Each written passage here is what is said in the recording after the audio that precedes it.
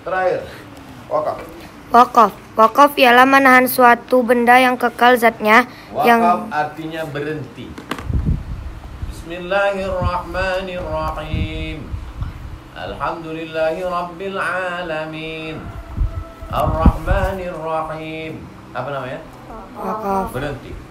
Bismillahirrahmanirrahim. Alhamdulillahi rabbil alamin. Ar-Rahmanirrahim. Maliki yaumiddin. Apa namanya? Wasal. Wasal nyambung. Wakaf berhenti. Kenapa wakaf itu disebut berhenti? Karena hasilnya berhenti, tak masuk ke kantong, tapi untuk Allah.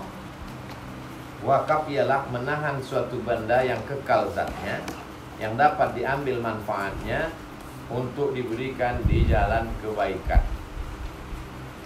Saya wakafkan kebun sawit yang ada di sana 10 hektar, diwakafkan untuk tahfiz Quran. Maka hasil dari 10 hektar itu tak mengalir lagi ke kantong dia, tapi digunakan untuk tahfiz Quran. Itu namanya wakaf. Antum pulang ke kampung, datanglah orang-orang kaya di kampung. Selamat datang Ibu Ustazah hafal Quran 30 juz.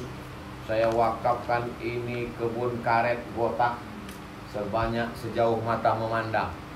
Pakailah untuk tahfiz Quran. Antum terima atau tidak? Terima. Terima sebagai wakaf. Antum namanya apa? Ini akan kita bahas. Wa fa'alul khaira, berbuat baiklah. La'allakum tuflihun, mudah-mudahan kamu menang. Lan tanalul birra, kamu tak akan dapat kebaikan hatta tunfiqu mimma tuhibbun, sampai kau wakafkan yang paling kau sayang. Umar dapat tanah di Khaybar. Di mana? Khaybar. Kurung Khaybar. Di Madinah. Madinah itu ada daerah namanya Khaybar. Ya Rasulullah, ma ta'muruni biha?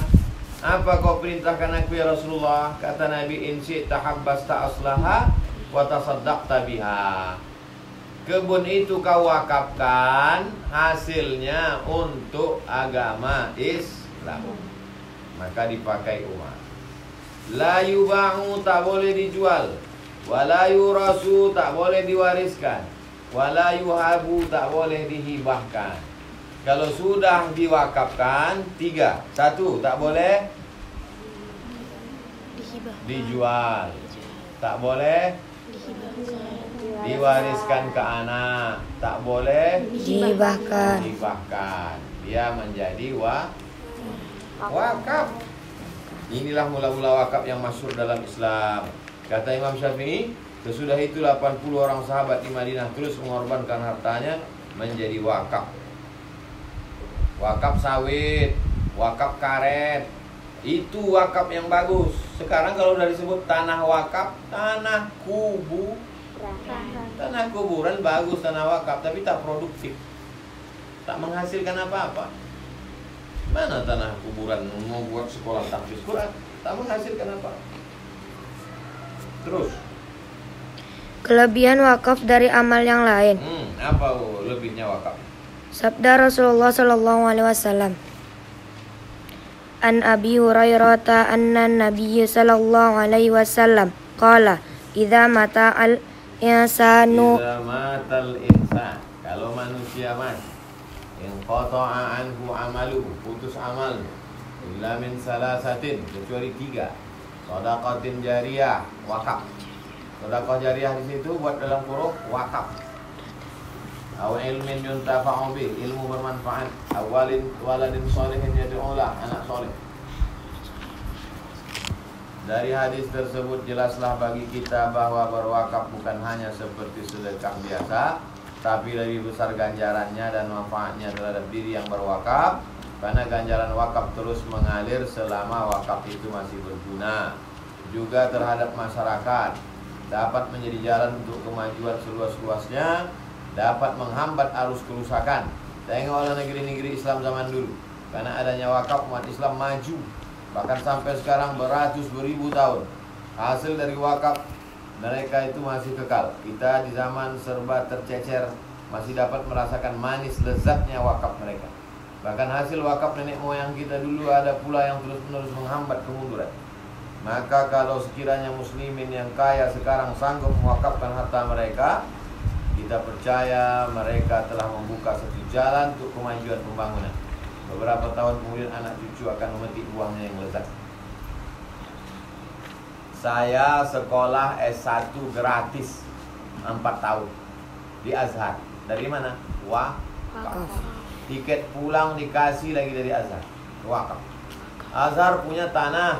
Di atas tanah itu dibangun ruko. Rukonya disewakan. Duitnya masuk untuk wakaf. Di atas tanah itu dibangun rumah sakit. Rumah sakit banyak orang sakit, bayar untuk wakaf. Makanya kalau mahasiswa Azhar sakit gratis. Jadi wakaf ini hebat, luar biasa. Rukun wakaf. Rukun wakaf.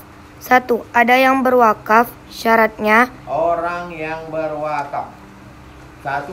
Berhak berbuat baik sekalipun dia bukan Islam. 2. Kehendak sendiri, tak sah karena dipaksa. Antum balik kampung, kebetulan di situ ada orang tak Islam. Ayah, katanya ustadzah mau buat pondok Quran lah. Kita ada tanah. Orang Cina suka bersedekah, karena bagi dia bersedekah itu, kata dia, hoki mendatangkan rezeki.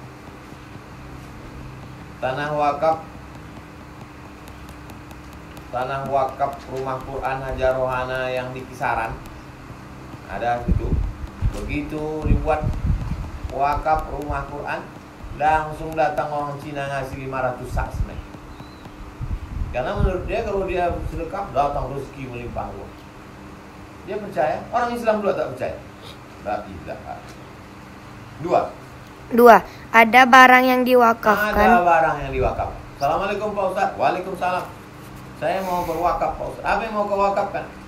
Itu langit itu mau kuwakafkan. Kau udah berapa lama keluar rumah sakit jiwa? Ada barang yang diwakafkan. Dan barangnya mesti kekal. Berarti bila manfaatnya diambil, zat barang itu tak hilang. Makanya kalau ada orang ngasih lilin, tidak wakaf. Kenapa lilin itu tak wakaf? Karena lilin sesudah dibakar habis. Wakaf tanah, wakaf kebun, wakaf gedung. Yayasan Tabung Wakaf Umat. Datang orang dari Surabaya. Assalamualaikum Ustaz Somad. Waalaikumsalam. Saya mau wakaf rumah 2 lantai, kamarnya 9 di Jalan Paus. Serahkan ke Yayasan Tabung Wakaf. Wakaf rumah. Saya wakafkan rumah ini untuk rumah Quran. Jadi rumah Quran. 25 orang di sana, laki-laki. Itu yang sholat Idul Adha kemarin pakai sorban. Laki-laki di sana, perempuan di sini. Tak boleh jumpa. Nanti jumpa setelah S1 selesai.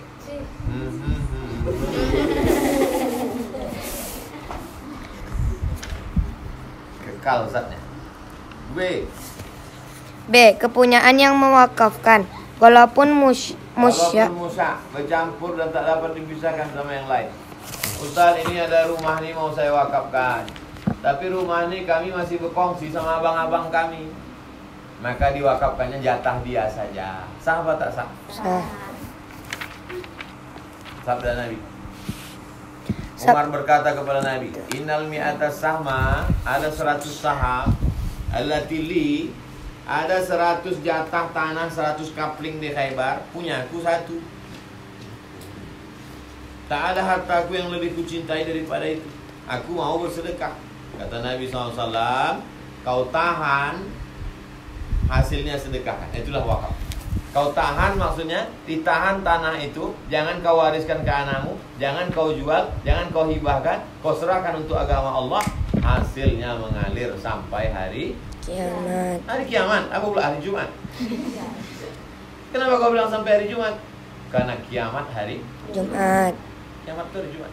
Makanya tiap malam Jumat baca Yasin, baca Al-Kahfi, banyak sholawat. Mana tahu besoknya kiamat. Hari ini belum jadi. 100 saham punya Umar yang disebutkan dalam hadis di atas adalah musya', kongsi. Oleh karena itu hadis ini menjadi dalil sahnya wakaf musya'. 3. Ada tempat berwakaf. atau yang berhak menerima hasil wakaf tersebut. Kalau berwakaf kepada orang tertentu, orang yang berhak menerima hasil wakaf tersebut hendaknya orang yang berhak memiliki sesuatu. Maka tidak sah berwakaf kepada anak yang masih dalam kandungan ibunya. Aku wakafkan tanah ini 2 hektar. Kemana? Ke anak yang dalam perut ibu ini. Tunggulah dia keluar. Ke anak kecil tak bisa juga, karena anak kecil tidak bisa mendistribusikan harta kepada orang yang akil Ada orang di Indragiri Hulu mewakafkan tanah, diserahkannya ke alumni tahfiz Quran Rimbo Panjang. Boleh? Boleh. Kalian kelolalah tanah wakaf, tapi jangan kalian jual pula. Wakaf kepada umum. Berwakaf kepada umum di jalan kebaikan adalah sah. Inilah yang lebih penting, misalnya kepada fakir miskin, kepada ulama, murid, masjid, sekolah, buat jalan, jembatan, benteng. Keempat, mesti ada lafaznya. Saya wakafkan ini kepada orang miskin. Saya wakafkan ini untuk buat benteng. Saya wakafkan ini. Saya bolak-balik menerima wakaf. Wakaf tanah yang di Simpang Bingung untuk Yayasan Tamu Wakaf Umat 1 hektar. Wakaf. Macam-macam wakaf. Macam-macam wakaf. Wakaf yang jelas sahnya yaitu kepada orang yang telah ada dan terus menerus tidak putus-putusnya. Adapun beberapa macam wakaf yang dijelaskan di bawah ini adalah wakaf yang menjadi perselisihan antara beberapa ulama tentang sah atau tidaknya. 1. Putus awalnya. Seperti kata seorang, saya wakafkan ini kepada anak-anak saya, kemudian kepada fakir miskin. Sedangkan dia tidak mempunyai anak. Ini tidak sah karena tidak dapat diberikan sekarang. Tak ada anaknya. Siapa mau menerimanya? 2. Putus di tengah. Umpamanya berkata, saya wakafkan ini kepada anak saya, kepada seorang dengan tidak ditentukan. Kemudian kepada orang miskin. Saya wakafkan ini kepada seseorang. Siapa? Seseorang itu kan ada namanya, ada jenis kelaminnya, laki-laki apa perempuan. Tak tertentu. Putus di akhirnya. Saya wakafkan ini kepada beberapa anak A, dengan tidak diterangkan ini kepada siapa. Wakaf seperti ini tidak sah. Untuk zaman sekarang, wakaf ini diserahkan kepada orang, lalu ada saksi, diuruslah namanya. Tulis di atas halaman 343, akta ikrar wakaf di kantor KUA. Akta ikrar wakaf di kantor KUA. Akta ikrar di kantor KUA. Mana tahu nanti kalian balik kampung, ada orang mau mewakafkan tanah, mewakafkan kebun, ajaklah dia ke kantor KUA. Tapi bukan untuk nikah. Wakafkan tanah ini untukmu ustazah. Kalau gitu kita ke KUA aja, Pak. What? Bukan aku mau ngajak nikah, mau mengurus akta ikrar Wakaf di Paham? Keluarlah kertas selembar akta ikrar wakaf. Setelah dapat akta ikrar wakaf, anaknya tak bisa menuntut kalian. Dikhawatirkan bapaknya ngasih sawit, pas bapak tu mati, anaknya bininya menuntut. Maka kalian harus cepat-cepat mengurusnya. Namanya akta ikrar wakaf. Setelah dapat akta ikrar wakaf itu, dibawalah akta ikrar wakaf itu ke BPN. Tulis itu, dibawa ke BPN. Apa BPN? Badan Pertanahan Nasional. Jelas? Udah tak bunyi lagi, saking capek. Lanjut. beberapa syarat wakaf. 1. Selama-lamanya. Berarti tidak dibatasi dengan waktu. Maka jika seseorang berkata, saya wakafkan ini kepada fakir miskin dalam masa 1 tahun. Aku wakafkan rumah Quran Jalan Paus selama setahun. Wakaf macam ini tak sah, karena tak selamanya. Wakaf mesti forever. 2. Tunai dan tidak ada khiyar syarat. Sebab wakaf itu maksudnya adalah memindahkan milik pada waktu itu. Jika disyaratkan khiyar atau dia berkata, kalau si A datang, saya wakafkan ini kepada murid-murid, maka wakaf semacam itu tidak sah karena tidak tunai. Aku wakafkan sawit ini 2 hektar di Indragiri Hulu kepada ustazah, kalau Ustadz Somad dah mau datang ceramah, ya, Bapak kalau mau kasih wakaf aja Pak. Kalau kayak gitu tak usah. Bapak bawa aja mati sawit itu. Jangan mau yang syarat gitu. Aku wakafkan tanah itu kepada ustazah selama setahun. Ambillah hasilnya. Itu bukan wakaf namanya, sedekah. Kalau mau wakaf selamanya, jangan pakai syarat-syarat. Datanglah bapak-bapak, umurnya udah 99 tahun, 999 bulan. Sedikit lagi mau sakratul maut. Ustazah dari rumah tahfiz Quran, ya. Alhamdulillah saya mau berwakaf, mau husnul khotimah. Tapi syaratnya ustazah nikah sama saya, katanya. Mau kalian? Kalau saya mau, karena sedikit lagi dia mati. Saya wakafkan sawah saya sesudah saya mati kepada ulama Jakarta. Maka lafaz ini sah menjadi wasiat, bukan wakaf. Wasiat. 3, hendaklah jelas kepada siapa diwakafkan. Kalau dia berkata, saya wakafkan rumah ini, wakaf itu tidak sah karena tidak jelas kepada siapa diwakafkannya. Saya wakafkan rumah ini selamanya kepada ustazah. Ustazah yang mengelola wakaf itu namanya nazir. Nazir wakaf. Pengelola wakaf. Lanjut. Beberapa syarat dari yang berwakaf. Apabila wakafnya itu sah, maka tempat berwakaf berhak mengambil hasilnya, baik manfaat seperti mendiami rumah, zat seperti buah pohon yang diwakafkan, atau susu hewan yang diwakafkan, sewa wakaf, dan sebagainya. Sungguh pun begitu hendaklah diatur menurut aturan atau syarat-syarat dari yang berwakaf, sama atau tidaknya yang terdahulu dan yang terkemudian. Umpamanya dia berkata, saya wakafkan ini kepada anak-anak saya untuk laki-laki 2 kali bagian perempuan. Penghasilan tahun yang pertama untuk perempuan, penghasilan tahun kedua laki-laki. Anak saya yang miskin, anak yang sekolah tinggi dan sebagainya. Semua syarat itu wajib dijalankan. Umpamanya dia berkata, saya wakafkan ini kepada pengurus Muhammadiyah, kemudian kepada murid-murid. Maka wakaf diberikan kepada pengurus Muhammadiyah selama pengurus itu masih ada, sedangkan murid-murid tidak mendapatkannya. Pendek kata, aturan orang yang berwakaf itu wajib dijalankan selama tak melanggar hukum syara. Kalau tidak ada aturan dari yang berwakaf atau tidak diketahui, hendaklah dibagi seadil-adilnya atau dengan perembukan antara beberapa orang yang berhak. Sekarang sudah diatur oleh Undang-Undang Wakaf Republik Indonesia, pengelola wakaf mendapat 10%. Tulis di samping halaman 344. Undang-Undang Wakaf, pengelola wakaf boleh mengambil berapa persen? 10% dari hasil wakaf, bukan dari nilai wakaf. Tulis itu. 10% dari hasil wakaf, bukan dari nilai wakaf. 10 hektar sawit, 1 bulan dapat 100 juta. Berarti pengelola wakaf boleh mengambil berapa? 10%. Kalau 100 juta berapa persen? Berapa? Kalau 100 juta 10%-nya berapa? 10 juta untuk biaya operasional.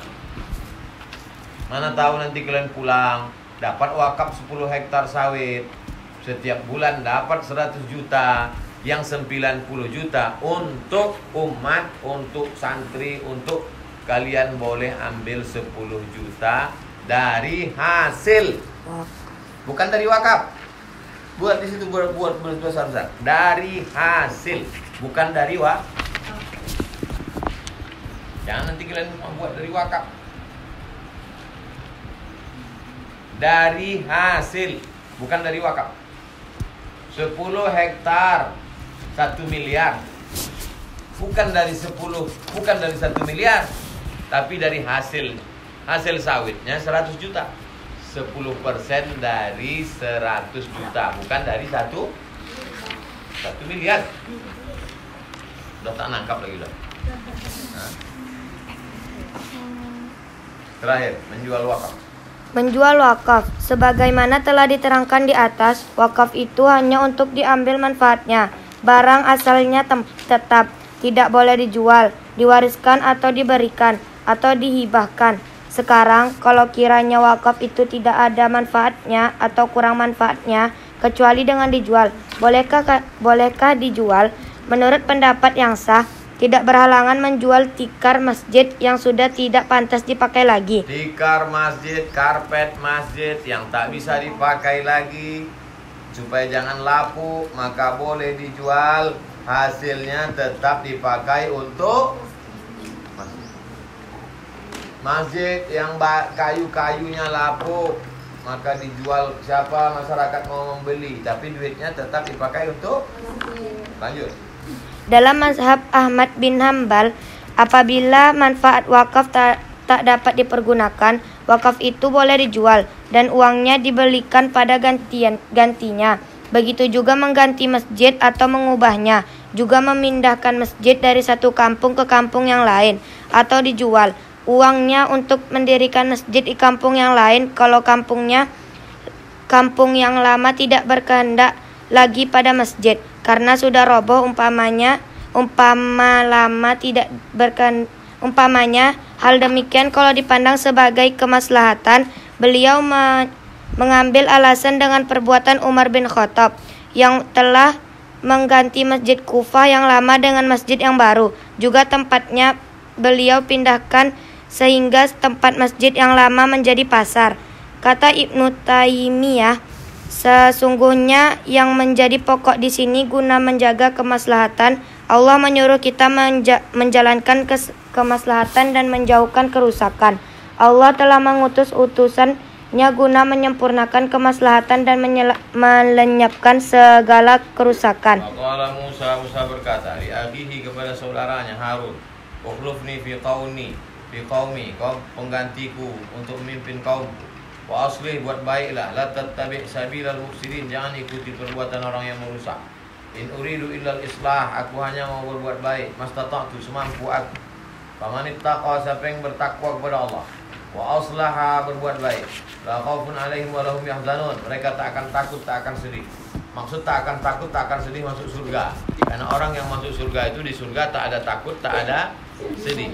Kalau antum masih, Ustaz aku ni takut nanti hafal Quran atau tidak, takut nanti selamat pesantren atau tidak, takut nanti bisa kuliah atau tidak, berarti antum masih belum masuk surga. Kalau di surga tak ada takut, tak ada sedih. Demikianlah keterangan kutip dari kitab Ma'inul Mubin karya Abdul Hamid Hakim. Selesai masalah